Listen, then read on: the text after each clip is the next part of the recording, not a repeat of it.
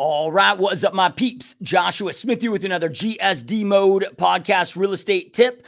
And today I'm here to break down and do a deep dive into my personal mega open house strategy that has made me millions of dollars throughout my almost 20-year-long real estate career now, and why I also believe that this is going to become a huge secret weapon once the new NAR rules take place here in August of 2024.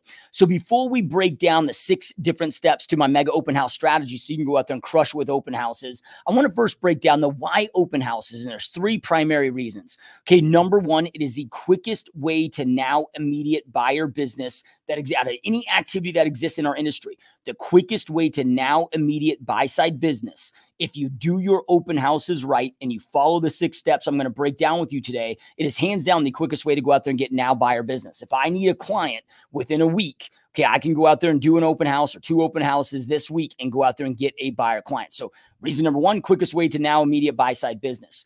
Reason number 2 is if you follow these steps and you do this correctly, you will also get an abundance of seller clients through your open houses. You know, I talk to so many real estate agents that say things like, oh, you know, I used to do open houses when I was new, but now I'm more focused on the listing side of the business, so I no longer do open houses. And look, I'm here to tell you, if you do these correctly, about 30 to 40% of your clientele that come from your open houses will be actual listings and seller side of the business. So if you do these correctly, yeah, you're going to get a bunch of immediate now side buy business, but you'll also get a shit ton of seller clients as well. The third component, the third reason, and like I said, kind of in the intro here, is I truly believe this is going to be a secret weapon once these NAR rulings are ruled out here in August of 2024.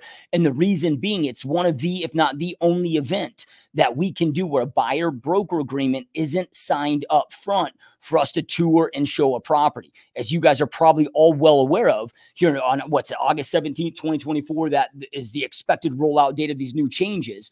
Well, with the new NAR settlement proposal and the changes taking place, some of those changes are, hey, we're going to have a buyer broker agreement signed up front. And then within that buyer broker agreement, our compensation has to be disclosed, agreed upon, negotiated upon, signed on the dotted line before we can open a door and show a physical property. Well, open houses are exempt from that. So this is a great way for you to go out there and meet an abundance of now buyer clients, be able to connect with them through an effective touring process, where then you can easily lead that into a buyer consultation. So it kind of allows you to go out there and date them, if you will, before you got to go exclusive with a buyer broker, exclusive agreement with that. And that's why I truly believe this is going to be a secret weapon. And I plan on pouring insane amounts of gasoline on this fire, you know, throughout these different changes. The other thing that I want to say here before we jump in is, look, maybe you've done open houses in the past, or you've had your agents. I know a lot of you are also team leaders and broker owners that listen to this podcast. Maybe you've had your agents go out there and host open houses. And maybe you're like, oh, well, man, I've done open houses. They just didn't work for me. Here's what I want you to know and want you to understand. I get that this is a big pill to swallow, but if we want to create big success inside our real estate journeys, we just have to be able to swallow this pill and take 100% full responsibility. It has nothing to do with the open house. It has to do with it. So it's not the open house that didn't work. It's that you didn't know how to work it properly. So most people just do things in a half-ass effort. And when you put a half-ass effort into anything, you're going to get a half-ass outcome out of that thing. What you get out of something is dependent based on what you put into that thing. So if you follow these 6 different steps, if you follow this protocol I'm going to walk you through, your results will massively, massively change for you and for your agents when it comes to this. So just always having that understanding of everything works, nothing doesn't. So if you've ever tried it, and whether it's open houses or Facebook ads or, you know, going after expires, like insert whatever the activity is, if you didn't have results with the thing, it wasn't the thing, it was your approach to the thing. Okay, so then from there, before I jump into these 6 steps, there's 2 things that you need to have in place to make sure that you have success with this strategy. So number 1, I highly encourage you to make sure that you have your tracking system in place. If you've been watching or listening to this podcast for a long time, you hear me talking about tracking and the importance of tracking, but I want you to make sure that you also have your open house trackers in place. So you're tracking, because look, we've all heard the 80-20 rule, right? 20% of our activities yield 80% of our results. 80% of our activities yield 20% of your results. Well, that also is going to apply to open houses. So make sure that you are tracking what days you're doing your open houses, what times you're doing your open houses, what neighborhoods, what subdivisions, what areas, zip codes, style of home, price point. the amount of signs that you put out, the amount of traffic that you get. All of these things are things that I'm tracking up front on my open house activity. So then I can quickly identify what are the best days, what are the best times, what are the best price points, what are the best types of properties, what type of amount of signs, goes out there and yields the most traffic flow through the open houses. So tracking becomes imperative so we can sit there and see what works and what doesn't work. The secondary thing is making sure that you have your CRM in place, because you've all heard the saying, and I know that you all know this, so this isn't anything new to you, but the fortune is in the follow-up. Yes, if I do this right, I'm going to set a lot of appointments and many more appointments, I should say, at the open house, which I'll break down here as we go through these 6 steps. But a lot of these conversions are going to happen after the fact. And to do it, I'm going to walk you through what my follow-up protocol here is in step number 6 of the open houses. But you're going to need to make sure that you have a CRM in place, because otherwise it's very difficult to follow up effectively enough to maximize conversions. And just so you know, with open houses, if you're doing a decent job at your open houses, you should be converting 1 out of 15 leads. Now, if you're doing a great job, you should be converting about 1 out of 10. So if you're getting 10 leads per open house, okay, you should be converting 1 person. And if you don't have a strong, good follow-up game, which requires a CRM to do so, okay, you're going to minimize your overall conversions. So that means you're going to have to do a hell of a lot more of those activities, because you're just relying on the lowest hanging fruit.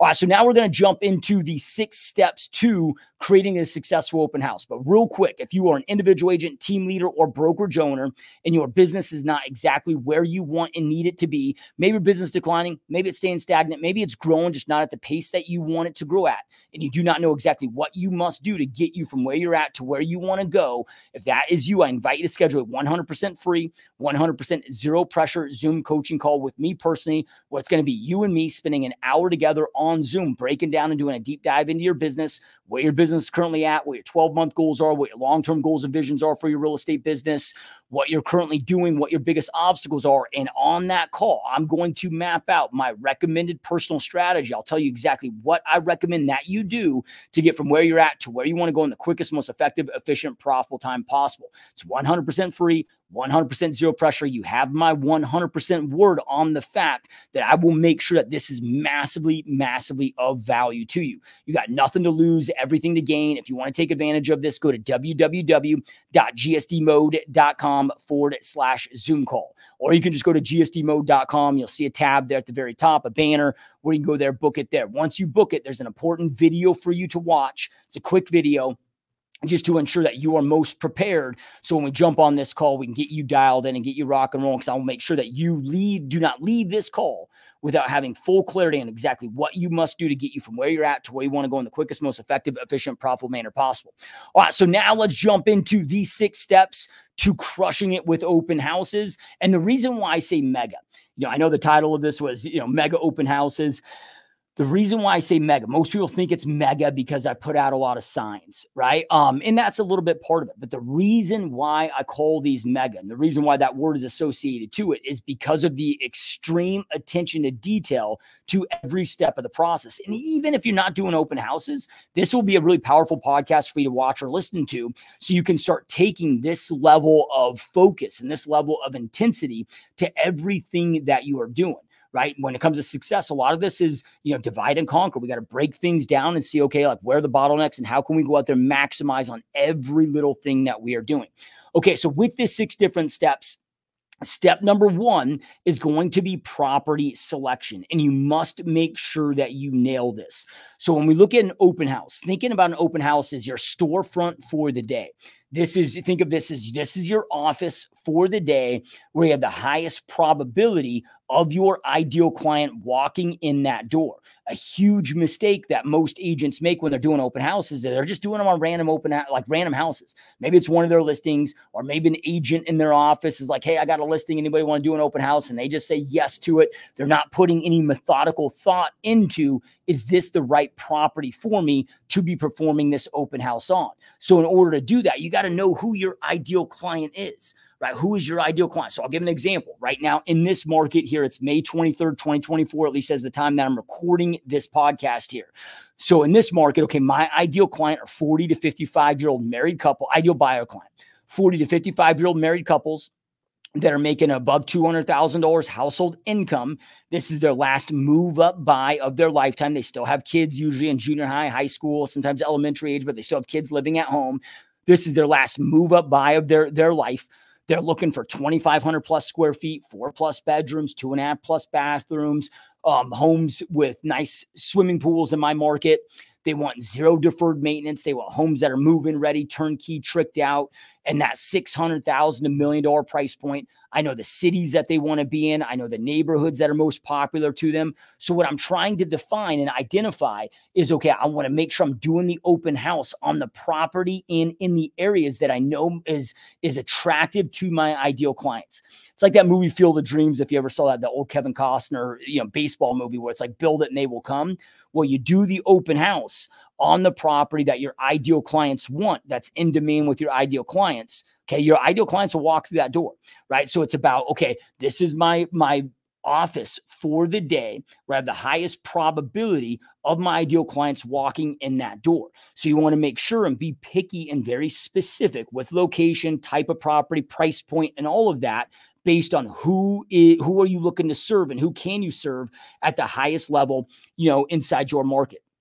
So number one, property selection, making sure that you are being picky on this, breaking that down, because if you don't nail that, you're going to have all of these steps. Like if you think of all these 6 steps, it's kind of like, I don't know, baking brownies, even though I've never baked brownies, but I think of it like that's how my mind thinks when I think of this. So, okay, you have all these different steps and all these different ingredients, and you got to follow these steps and add all these specific ingredients. But if you miss one and you don't get one right, okay, the brownies aren't going to turn out right. Let's just say I do everything right, but I don't preheat the oven correctly. But I put them in the oven for the right amount of time, but I don't preheat the oven. Okay, I'm going to pull them out. They're not going to be cooked right. Or you forget flour, whatever the important ingredient is. Okay, one ingredient will throw off the whole damn product. So this isn't just I'm going to do 3 of the 6 steps. Nope. Got to do all 6. Okay, so step number 1, property selection. You must nail that. Okay, step number 2 is pre-marketing of the open house. Now, there's a lot that comes into pre-marketing, but at a minimum, you want to make sure at least 72 hours before you hold that open house that you've got it updated on the MLS showing of when your open house is going to be, what date, what time. That gives it enough time to syndicate to the Zillows, the Realtor.coms, the Homes.coms, everybody's IDX websites, right? We find that increases traffic flow for about 10%, right? By just doing that one little thing. So at a minimum, you want to do that. Then from there, if you really want to maximize these, okay, you can go out there and run paid Facebook ads, something that I go out there and do. Now, when I'm doing the paid Facebook ads and I'm doing some of this other pre-marketing stuff that I'm talking about, now outside of what we talked about with making sure it's updated in the MLS, that will increase traffic. The other things that I'm getting ready to talk about right now don't necessarily increase traffic. It's just how can I leverage this event that I'm already doing to go out there and get more buyer and seller leads, more buyer and seller clients. So like when I'm doing a Facebook ad that I might do the Wednesday, Thursday, Friday leading up to the open house, I'm not doing that Facebook ad with the thought process that it's going to increase my traffic. I'm doing that Facebook ad so I can go out there and generate 20 or 30 leads before I even do the open house. Okay, then you can go out there and flyer or door knock the whole entire neighborhood, kind of circle prospecting strategy. That's a great way to leverage that event, use that as an excuse to go out there and have a conversation with all of the neighbors and everybody inside that neighborhood. And it leads to conversations about them listing their property and whatnot while you're inviting them to the open house, which again, very few will come to the actual open house, but it's about being able to have those conversations, getting in front of people and converting those into other styles of business. So those, like if you really want to take it to the maximum, so okay, we're going to make sure it's updated in the MLS, syndicate it so it gets syndicated to all the IDX sites. Then from there, we're going to run a Facebook ad for these 3 days leading up to the event. Then from there, I'm going to go out there and flyer and door knock, at least 500 people inside that neighborhood leading up to the event. So I'll start, that week building up to the event. But again, those last 3 things are really ways for me to go out there and get an extra couple clients, by leveraging this open house event. So I'm not necessarily, because I don't want to false lead you and thinking that those activities are going to drive a shit ton of traffic to your open house, because in my experience, they don't. But they are great activities for me to use this event as an excuse to leverage this event to go out there and generate 1 or 2 extra clients in addition to what I'm going to meet at the event itself. Okay, so now step number 3 is the actual setup for the property itself. And you got to nail setup. So step number one when it comes to setup is going to be signage. Now, I have found the more signs that you use, the better. So in part of my intake sheets, when people walk in that front door, is we ask them, how did you hear about that? How'd you hear about the open house? And we give them several options. Over 90% of them select, we saw the open house, and what led us to the open house, how we heard about the open house was the signs. So then I just started testing, doing 12 signs versus 24 signs versus 36 signs versus 60 signs versus 70 signs.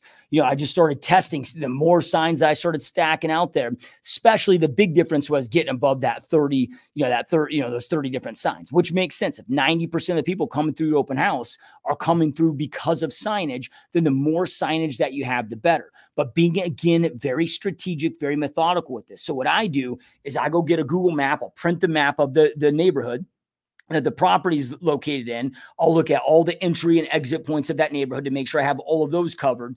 And then I'll try to go out to at least, a half mile out to make sure that I'm hitting the major cross streets that people are coming. So when people hear me say like, oh, yeah, how do you get 75 signs out there? I'm like, well, okay, like you can have one per street corner in leading in the subdivision. If you don't have sign restrictions, make sure that you check your local city sign restrictions, because I've made the mistake of not, and going out there and having like 12 open house signs leading to the entryway. And then all of a sudden I get fined or the city takes my signs, so make sure, like, we want to be compliant, right? But it's not just about stacking 10 signs, leading into the subdivision. It's about making sure that we have enough signage far enough out. I mean, if I've got 10,000, or let's just say 1,000 people crossing this intersection on a daily basis, versus 50 on this other one, okay, I've got more people seeing that signage, right? So I'm going to go out about a half mile out. Sometimes I got to go a little bit further out, than that, to make sure I'm getting the closest busy intersections to that neighborhood, to that subdivision. And another way to just kind of hack with this is if you can pick open houses that are in a half mile distance of like a grocery store, or a busy intersection, that's just going to allow you to get that many more signs out there. So that's one of the things that will kind of lead into property selection. Step number one that I went into is, I'm looking, okay, well, how close is this also to a busy enough intersection so I can maximize, the amount of eyeballs that I'm getting on my signage. The other thing too is then with your signage, even if people aren't coming to that, you're getting brand awareness, brand recognition, all of that stuff starts to compound and build, over time. Okay, so step number one, signage. Now, when it comes to the signage and the initial setup, especially with the signage, if you're in a market like mine, or probably regardless, when you're out there putting out, 60, 75 signs, it can take hour to 2 hours. It can take a long time, depending on, how far spread out, these are. Plus in a market like mine where it's hot as hell, I'm in Phoenix, Arizona. So especially in the summertime, like I'll just be drenched, right? So I'll go set up my signs at like 6 a.m. in the morning. I'll go out there and put them all out there.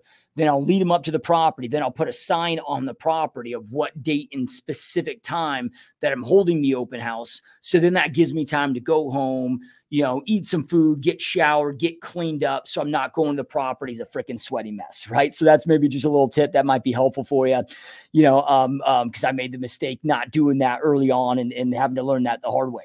Okay, so then the next thing. So if you look at all the things that we've talked about so far, is picking the property and then driving as much traffic to that property through our signage and through our pre-marketing. So then from there, if we chunk this down the steps, okay, like step number one, I got to get the right people coming through, which is why we got to have property selection. But then I got to get bodies through this open house. But then when I get them to the open house, okay, then the next step is to get them to sign in. So now part of setup is going to be your sign-in protocol, your sign-in process. Any activity, any lead generation activity that you do in your business, why does that exist? That exists for one reason and one reason only, to generate a lead. So if I'm doing an open house, but I don't have an effective sign-in protocol, well, then I'm just wasting my damn time.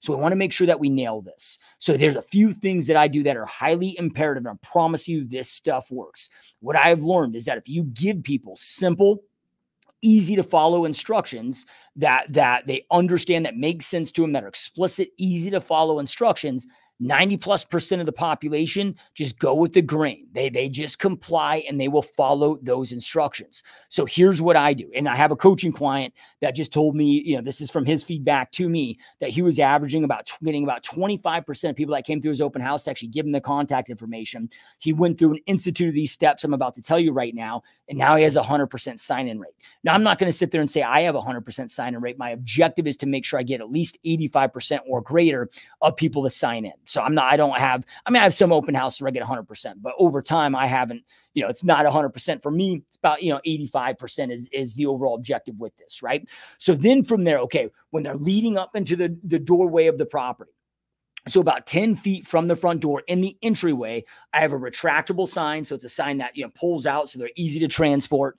And I don't know how tall it is, maybe 7 feet tall, 6, 7 feet tall.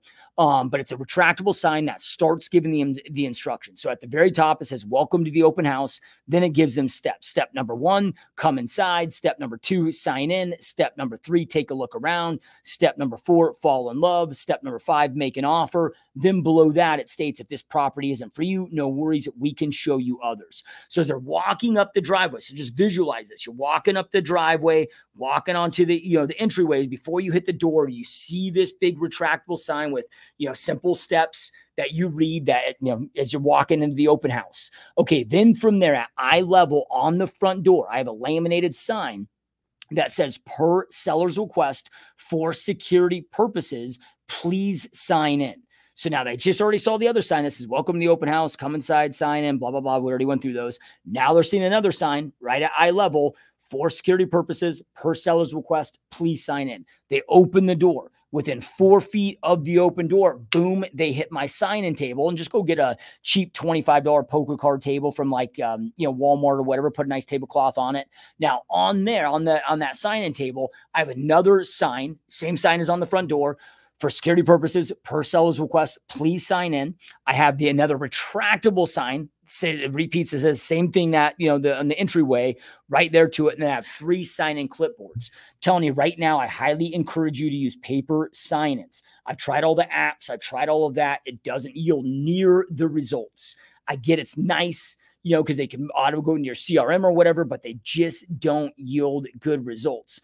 As you know, if you do open houses right, and you maybe have had this experience, when it rains, it pours. In a perfect world, yeah, you get this couple through, and that couple left, maybe a couple minutes later, another couple walks in. Then after they left a couple minutes later, another couple. That's not how it works. 4 couples show up at the same time. Then you got this bottleneck. People don't want to deal with it, right? So just paper sign-in sheets. That's what I utilize. I'm going to have 3 clipboards. If you're getting a lot of traffic at an open house, you might need 4, but I always, kind of have the standard start with 3 clipboards, same sign-in sheets to all of them. But just in the event 2 or 3 couples show up at the same time, or 2 or 3 families show up at the same time, they're not having to wait on the other person, because they won't wait. They'll just walk through. So then this allows me then to spend all of my time on the actual tour process, which is step number 4, is now we're leading the tour. Because at this point, okay, we've selected the right property. We pre-marketed it correctly. We've set up correctly. So we're driving a lot of traffic there. We've got them to sign in. So now they're lead. One of the reasons why I love open houses, and one of the reasons why they're so effective, is it's one of the only lead sources where you are immediately now face-to-face with the lead. So then now they are a lead. Right. So then what is the objective of conversation number 1 with every single lead? Is to identify goal, identify timeline, set appointment if able or appropriate, if unable or appropriate, because we know goal and timeline. We know what the right follow-up protocol is to maximize those conversions. So, okay, with my tour process, then from there, I'm going to start that tour process. And the goal of the tour process is so we can develop and build connection rapport. We can identify their goals, meaning their real estate goals, identify their timeline. And then again, at the end of the tour, I'm going to go in for the appointment.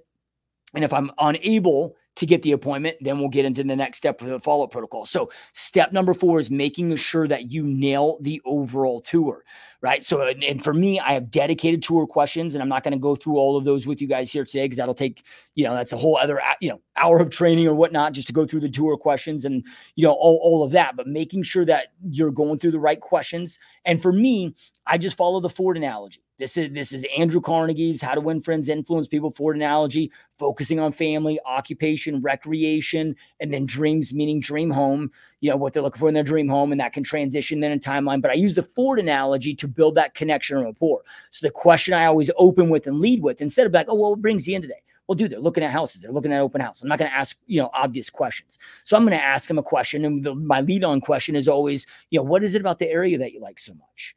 Then I'll ask them, well, hey, do you also work nearby? I find out about their work, right? How do I find out about recreation? Any big plans for the weekend, right? So there's just easy, subtle lead-ins to be able to develop that, get that rapport, develop that rapport. Now, just a quick tip, a pro tip.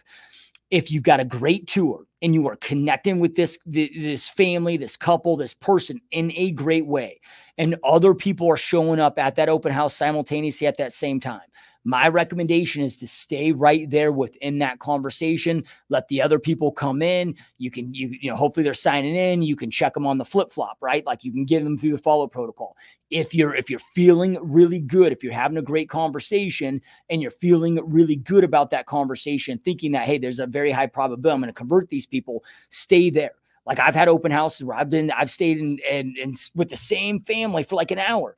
And delivered a whole entire buyer consultation, the whole 9 yards right there, got them to sign a buyer broker agreement. I've had people leave, go get tax returns, bring them back so I can get them to my lender, right there. I mean, and during that time, maybe I miss out on 6 other couples that came through. That's okay. Like, don't feel the need that you got to abandon them and then to leave that conversation. You got to make a judgment call there. Okay, so then at the end of the tour, you got to go in and ask for the appointment. Ask and you shall receive. A lot of agents, big issue is they're just not asking for what it is that they want. So at the end of the tour, hey, so what do you think of this property? Meet your needs. You're looking for something different. Right? If I don't know if they're already looking for something different, most times I already do. And if I know if they're looking for something different, it's, hey, I understand that this property doesn't quite meet your needs, but based on what you've told me, there's a few other homes in the area that I think will work great for you, that I think you'd really like. I get out of here at 3. Do you want to meet back in the area around 4 where we can go check those properties out? Right. So then I'll meet with them at a local Starbucks. We can do a buyer consultation, then go check out those properties. Right. So whatever your methodology is, that's how I work it. To go out there and set those appointments, but asking for those appointments. One of the reasons also why I like to do my open houses on a Saturday, number one, I get more traffic on Saturdays and Sundays. So typically my open house window is Saturday from like 11 to 3. But one of the other reasons is when I get a no, right, on asking for that appointment, if they're like, oh, no, we got plans. Yeah, hey, no worries. I know it's short notice. Hey, I also got some availability tomorrow. What's your day look like tomorrow? Right. So here's what I want you to know when it comes to lead follow-up, especially on the buy side, is you're going to get an average of 5 no's before you get a yes. So I'm just looking to I already know I'm already anticipating, I'm already expecting a no. I'm just trying to get, the 2 of these no's out of the way so I only have to get 3 more with my phone follow-up. Now, when you get enough volume of traffic coming in, yeah, you're going to get some yeses up front. Just a law of averages, how it works. Look, and with any lead source, you're going to have some people that are hot to trot and ready to rock and roll right now. Then you're going to have your 90-day people, your 6-month people, your 1-year people, your 3-year people, your 5-year people, your never people. It's just how it's going to shake out. Okay, so step number 5 is at the end of that tour, we want to make sure that we are transitioning effectively to leading in for going in for that appointment. And just kind of a side note here, pro tip number 2, if you will, make sure you got all your buyer consultation materials with you, including buyer broker agreements, blank purchase contracts, all of that. Make sure you also have your listing presentation materials with you. I can't tell you how many listing presentation or how many open houses. Soon as I stick in that key to lock up that open house, I'm heading to one of the neighbors' properties to go out there and do a listing appointment. So many people, so many agents. Now, these will be the same agents that are like, oh, I don't like doing open houses because I don't like, I want to go after buyer or go after sellers and just buyers that come through open houses. But then I'll hear them bitch and moan about, oh, there's all these nosy neighbors.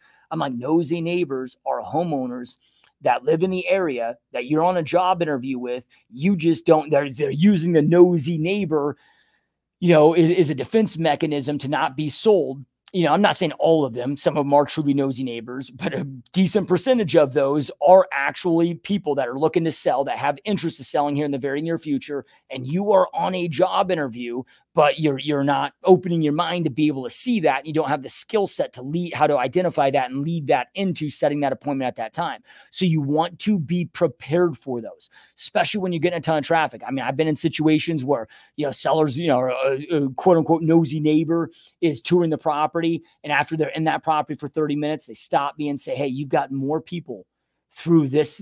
Well, I've been in this house for 30 minutes. You've had more people come through than my agent has had come through my property in 3 months. Thinking about firing my agent, and thinking about relisting and would like to meet with you to see what that would look like. Okay, cool. Hey, I get out of here at 3. How about I meet you at your property at 3:30? So I want to be prepared in those situations. Time kills deals. You want to shorten your time window to everything that you're doing, right? Okay, so then step number 5, set the appointment. Step number 6 now leads us into follow-up. So you want to make sure that you nail the follow-up, just like with all lead sources. The fortune is in the follow-up. Yes, you're going to get some of that low-hanging fruit, that now immediate conversions, but the vast majority is going to be through your follow-up protocols. So here's my follow-up protocol.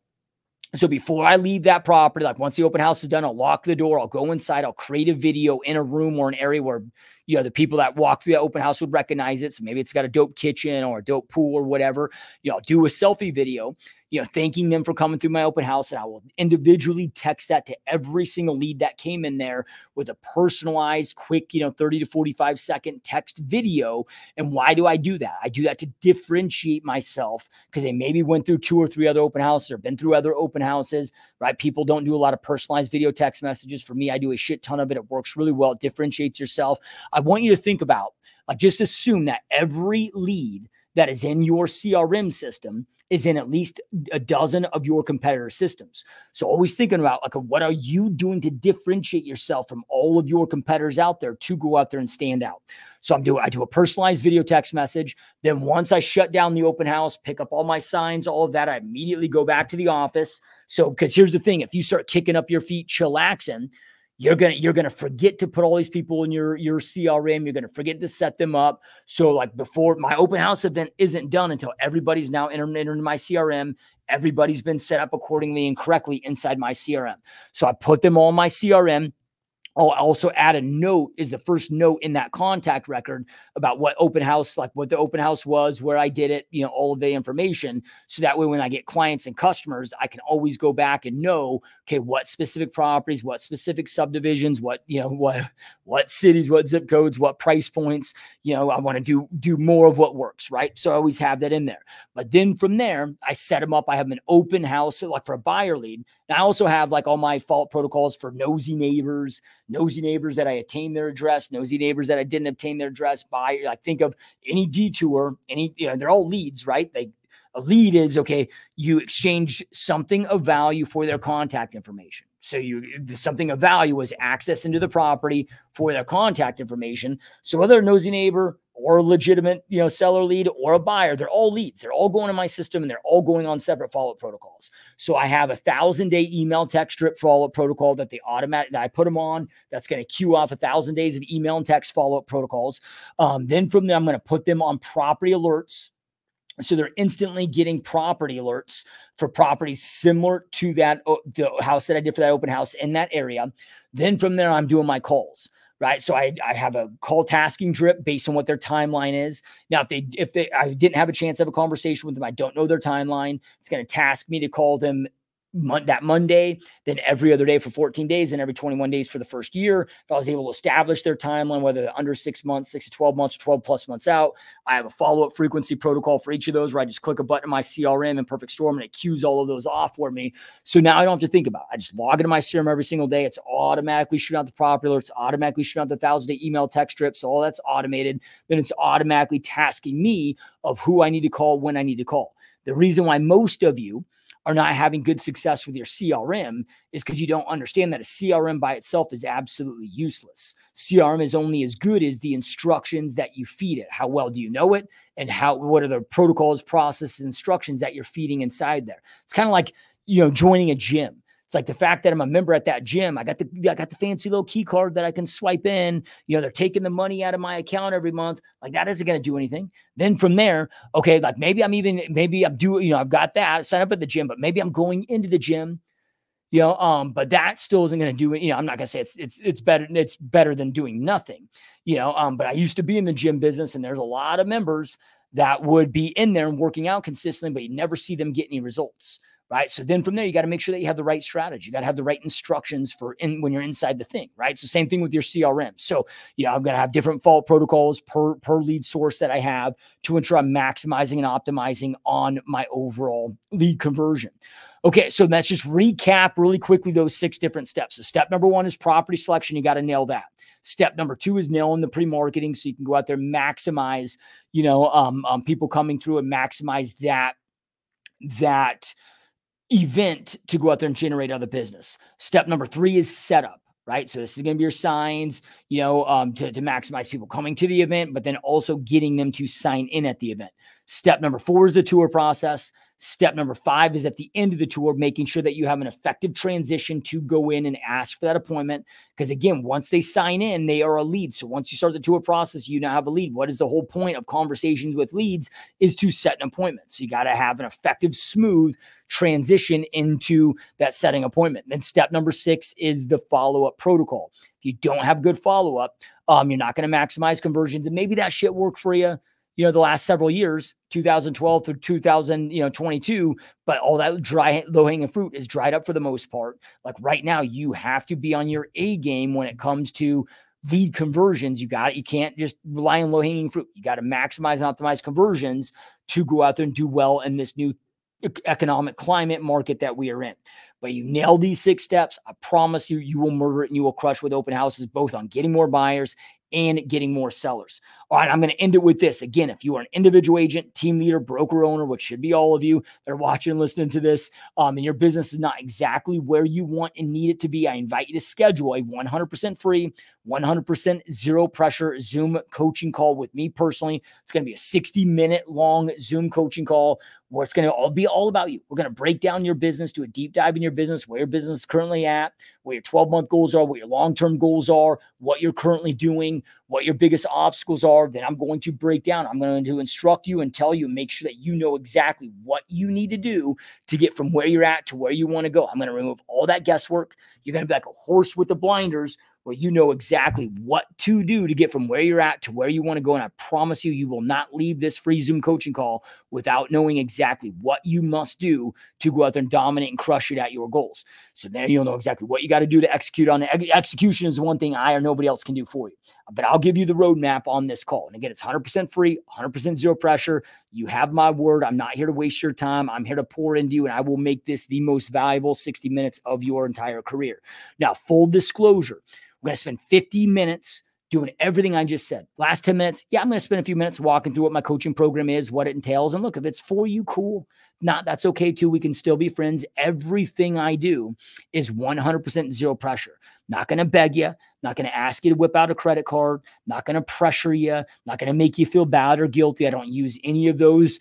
I guess if I did use those sell techniques, it'll allow me to sell more coaching clients. But look, I don't need your business that bad. I would love to have your business. I'd love to work with you, but that's just not my style. Hey, if it's something you want, cool. If not, that's okay too. We can still be friends. You have my word on that. Whether you ever move forward with my coaching or not, you have my word on the fact that you will not leave this call without knowing exactly what you must do to get from where you're at to where you want to go. So you got nothing to lose, but everything to gain. I am here to help. So if you want to schedule this, go to www.gsdmode.com/Zoom call. www.gsdmode.com/Zoom call. All right, you guys, keep crushing it. Keep kicking ass. I will see you next time. Peace.